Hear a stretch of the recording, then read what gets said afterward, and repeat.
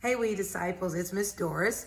We're following up on Mr. Odell's lesson last week when we were talking about Joseph and his brothers. Well, this week we find him seeing his brothers again after he was sold into slavery and he had to work and become a slave. And then he was elevated in Pharaoh's court to be a man of great stature.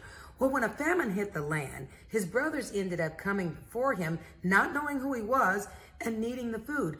Well, instead of turning them away, he, in turn, sent everyone out of the room and he embraced his brothers and he received them back into his heart.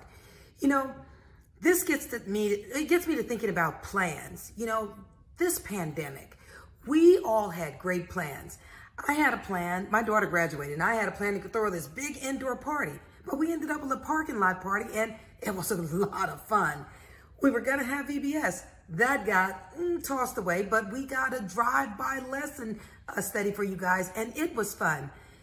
Sometimes when things are planned, like Joseph's life was planned, but then it changed and something bad happened, like this pandemic is happening for us, but something good can happen out of it because he was elevated into Pharaoh's kingdom and then helped his brothers later on with the famine. So we're in a pandemic, bad things have happened, but find the good things that God has planned in our life. Remember how we were always so busy and never got a chance to do things with our family? Well, now, because we're at home all the time, here's the plan. God has given us the opportunity to do something with our families that we never get a chance to do, like spending time with them, playing games, cooking together, singing together, reading together, walking outside together, playing games, talking, laughing, watching movies.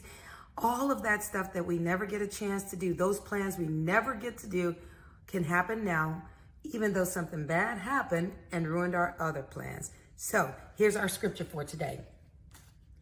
And now, do not be distressed and do not be angry with yourselves for selling me here. This is Joseph talking. Because it was to save the lives that God sent me ahead of you.